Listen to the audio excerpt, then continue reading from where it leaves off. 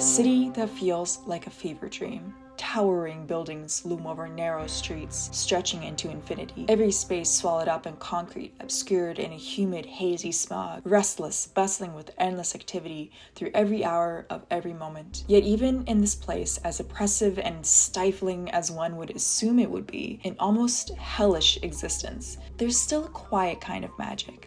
One that can be felt in its veins, in the life that vibrates from its inhabitants, humming through every space, nook, and niche. Lived and breathed Kowloon Walled City.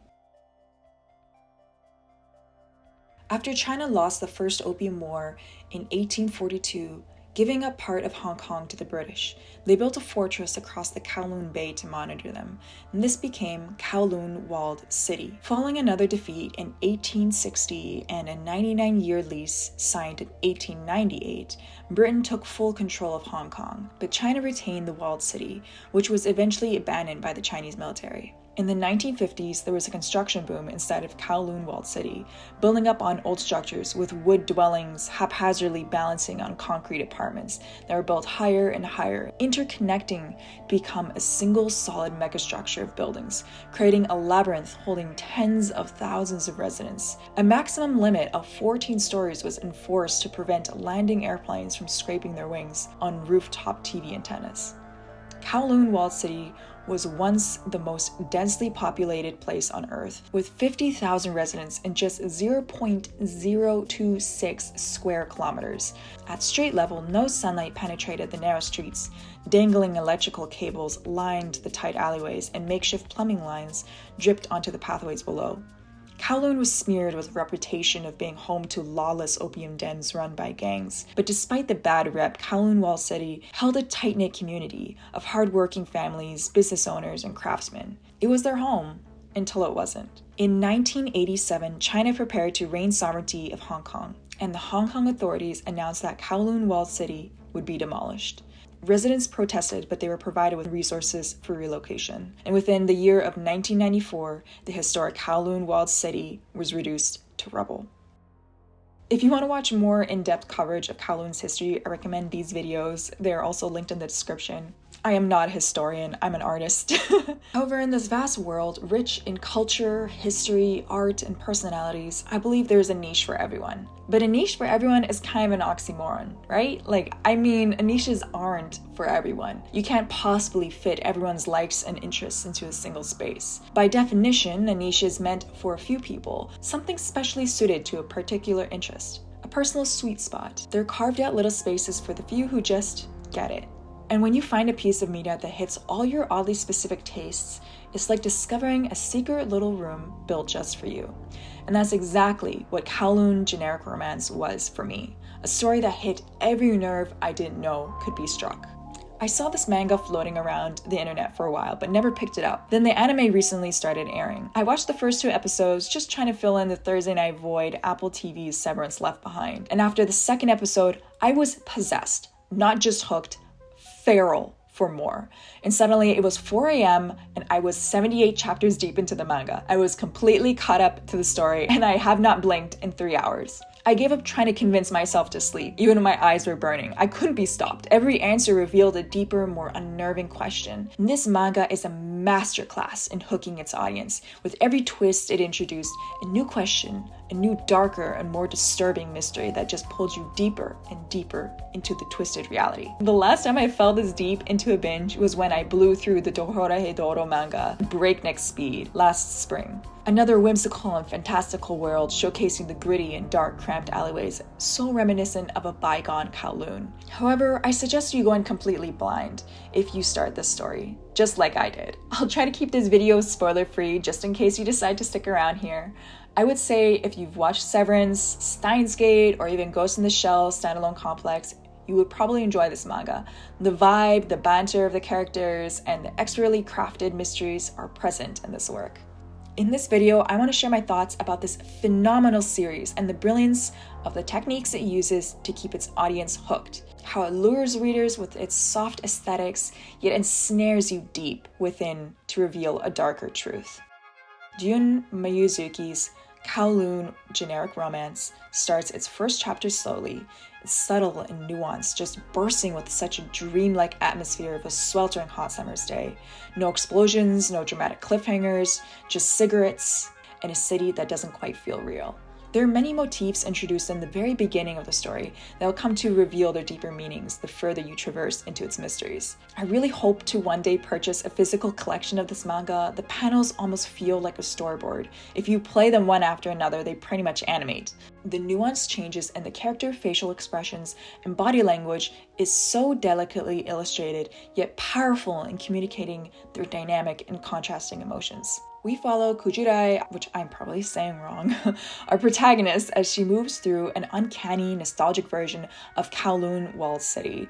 She doesn't do much. She smokes, she chats with her coworkers, and she goes out for lunch.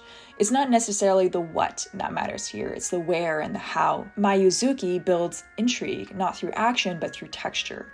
Every panel is soaked in detail, weathered walls, the tight alleyways, peeling flyers, dripping AC units, the weight of the humidity in the air. It feels lived in, too lived in.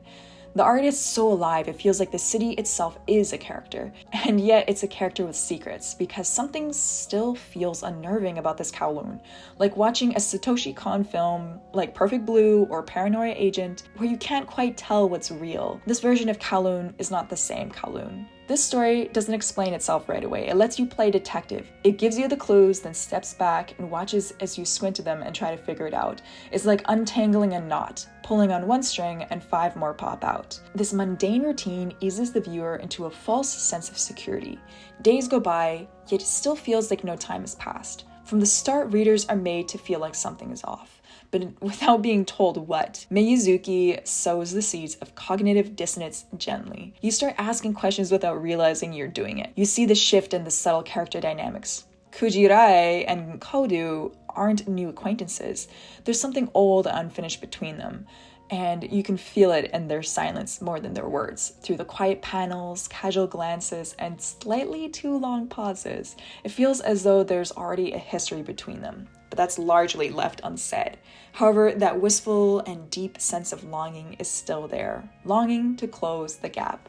This manga would make me kick my feet and squeal, then in the same chapter regret having learned such a vile and horrific reality for the characters. I would get so immersed into the seemingly carefree, simple, nostalgic Kowloon life. Neighborhoods full of family restaurants, street vendors, and shops where the residents live with a sense of community and vibrant culture and helping their neighbors. I didn't want to acknowledge the truth behind the tragedy of this city until it doesn't give you any other choice but to see it. This is what makes Kowloon Generic Romance's hook so effective, is that it doesn't demand your attention, it earns it. It invites you into a world that feels cozy and nostalgic, then quietly shows you the cracks. It's a romance with a sci-fi aftertaste. It's a thriller mystery wearing the mask of a slice of life romance. And that's exactly what keeps you coming back for more. What really locked me in is how real these characters feel. They're all adults, which is so nice. No shade, but full shade. I am so tired of high school romance stories. I'm in my mid-20s now, and I gotta admit, I feel kind of icky when I watch them. But this cast is very grounded in character and maturity. It's a very refreshing read, especially as an adult. I enjoy how upfront the characters are with their grievances. No cryptic and petty dramas, just honesty and communication. I would say one critique that was a bit frustrating is how so many misunderstandings could have been resolved if they all just sat down at the tea house and just talked out the whole issue. But as frustrating as it is, but I would admit seeing characters learn new discoveries while others remain clueless is so much more fun. It's really intriguing to see the web of secrets that continues to unravel more horrible and gut-wrenching truths for our protagonist. You learn more about the characters who would seem single-faceted but then unveils a whole other aspect of their story and reality. The characters feel intelligent and capable, bringing their own perspectives from their past experiences. However, our main character, Kujirai Vraiko, although without her past, becomes an individual and finds ways to enjoy herself separate from the haunting reality of her existence. existence. She is very upfront with the male lead Kowloon when he's being an ass. She tells him what she feels right away without festering in that pain. She's honest about her emotions, her needs, and her desires for his affection. And it's beautiful to see a character so proactive in communicating their feelings. She's direct in a way you rarely see in manga. Kujirai's missing memories don't stop her from building a new self. She doesn't wallow, she lives. Yaomei is the friend everyone wishes they had. Ugh, I wish I had a friend like Yaomei in my life so I can go out and eat Hong Kong lemon chicken and gossip with. She's bubbly and energetic, yet sharp and suspicious of weird shit and anomalies. She's fiercely loyal of her friend Kujirai. Their connection is so wholesome and admirable, how much she really cares for her, trying to help her without overstepping, yet encouraging her to follow her true self. I don't want to spoil the magic of it, but there is this one scene of her trying to cheer up her friend, but when you read deeper and you learn more about her character, it almost feels as though her words that were trying to comfort her friend were also for herself to hear. Kowloon Hajime is a deeply mysterious character, despite his aloof and carefree demeanor. I'd rather not reveal too much about my thoughts on him because it's way too much fun to read and uncover that for yourself. But I would say I'm caught up to the manga and I still cannot figure out this guy, okay? That man is a mystery box wrapped in charm and sealed with incurable emotional trauma. I'm not spoiling him. He's way too much fun to unpack on your own. Another really fun thing about this cast that I'm not going to even mention who they are in particular, but even the antagonist characters who are holding the most power and info openly admit that they don't even know or understand the whole picture and are just as desperate for information as our protagonists. And that's so much more compelling than some all-knowing puppet master reveal. It makes the mystery feel even more real. Okay, I've been talking about everything but romance, and it's in the damn title. Well, there is romance, but I do think I was a bit baited, to be honest. I love romance stories. As much as I dunk on those goofy, villainous, royalty, isekai, copy-paste romance webtoons, I then turn around and read every update like my life depends on it. I am that girl. So yeah, I went in with expectations that I will admit were a bit crushed. But no, don't go anywhere. Hear me out. Okay, don't get me wrong. This is a romance story. There is romance. But oh man, it's a slow burn, okay? I know, crazy that in episode 2 they kiss and in the 3rd she confesses her love to him. And here I am calling it a slow burn. But just like the title implies, it's not like that's all that there is. A lot of it is this yearning and rejection between them. Kuru is very hot and cold love interest. For one moment he's sweet and playful, another he's reclusive and pulls back. Yet Kujirai keeps reaching out to him anyways, making it feel like such a roller coaster of emotion. It's not a romance in the flashy manga rom-com way. And it's not all feel good and butterflies. It's a bit tragic. It's quiet, gentle, and melancholic. It draws you in instantly, and the art, my god, it's just so beautiful how their more intimate moments are drawn. I came in for the romance, but I didn't realize I would be given an existential crisis and crippling yearning to visit a bygone time and place that was demolished before I even ever existed. I will admit, I was a bit baited, but there were still moments that made my heart go doki doki, so to speak. But really, I was swallowed up in the whole conspiracy theories and I dusted off my little tinfoil hat that my dumbass thought I could Sherlock my way to finding out these mysteries.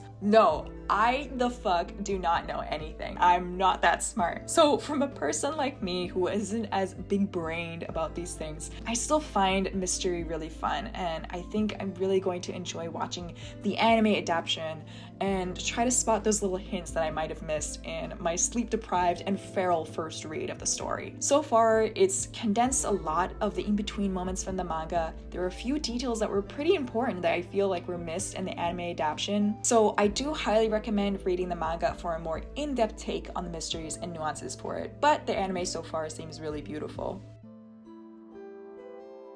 Nostalgia is a big aspect of this narrative and is romanticized as such, yet it's there for a purpose. Yun Mayuzuki would include little notes about small details about the culture, and I just loved reading each one. Everything was so thoughtful and respectful from its inspiration. The little peppers on her keychain, the convenience store snacks, the cluttered street shops. Miyuzuki put so much care and love into honoring the old Hong Kong culture and the ordinary life in Kowloon. And just like our Kowloon, she perfectly illustrates the often cramped and claustrophobic conditions of what Kowloon Wild City was like, presenting its dangers and often hazardous environment where it feels like these buildings are precariously held together, almost on the verge of giving in and collapsing to rubble altogether. Perhaps the story speaks to me a bit more personally, but it brought such a smile to my face for every detail that reminded me of my time in Hong Kong. I even got to go to the park that was the original site of the old Kowloon Walled City. It's a beautiful place to walk around, but it feels a bit empty. It's hard to imagine the city that was once the most crowded place on the planet, packed with life, used to stand in that very spot. I was essentially one of the many millions of people who passed through those streets of Hong Kong. Yet thinking back to that time, I really miss the smell of the spices and cooking food mixed with the humid summer heat, the tea houses, the bubble waffles, the quirky shops with goofy knickknacks and knockoff Gucci clothes. I almost hold more nostalgia for this place I visited for such a short time than the place I was born and grew up in. The feelings of adventure, of independence, and the most beautiful city lights captured my heart more than anything. Am I allowed to feel nostalgic to this place I didn't even have a previous connection to, I didn't grow up in, I have no family ties to, as just a visitor, a tourist? I only stayed for a few months, but it still felt so short, and looking back it feels like a dream. These are the same questions that are asked from our protagonist in Kowloon Generic Romance, and in a heartbeat this story captured my niche interest and my nostalgia. Part of what pulled me so hard into this story is how deeply it resonated with my memories of Hong Kong. This manga brought back that hazy, disorienting nostalgia for something I never fully grasped at the time when I was there, how much I would look back so fondly on those days. A time before COVID, a time before historic change, a time that you could visit the Jumbo Kingdom floating restaurant. I have so much regret I didn't go there. Why? Leave me alone! Mixed in with the feelings of a warm, happy nostalgia is the sense of grief for a time I will never return to or experience the same way that I used to, even if I return back to those same exact locations. Why stories like this matter? Kowloon Generic Romance isn't just a manga, it's a beautifully dangerous illusion, a story that draws you in with warmth and familiarity, and then cracks that comfort wide open. It's about identity, memory, but showing that you must live your absolute self despite it all, and live in the moment. But as cheesy as it sounds, I just about tear up whenever I hear them say it. The way this comic introduces this mystery is very clever. You are on your own trying to do your own detective work, then all of a sudden the sun's coming up and you still can't stop flipping to the next chapter because sleep can wait, but I need answers now.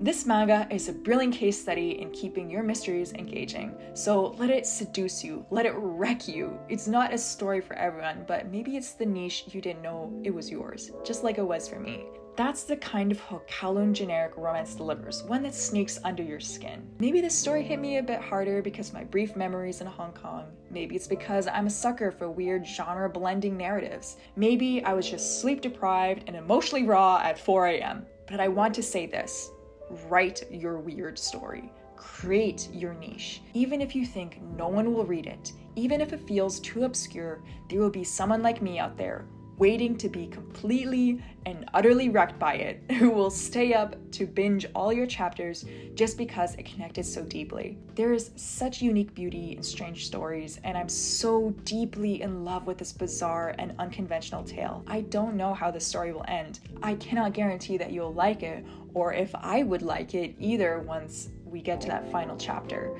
But I'm so grateful I found this story. What I can guarantee is that it's one that will stick with you for a long time after you peel away those layers and you see a truth that you cannot unsee. Not only is this an absolute visual marvel of an art piece, but it delivers a compelling narrative with heart and melancholy, bittersweet emotion. Kowloon Generic Romance is a tale of nostalgia, love, loss, and a fragile existence, where it could one day all just crumble into dust and cease to exist.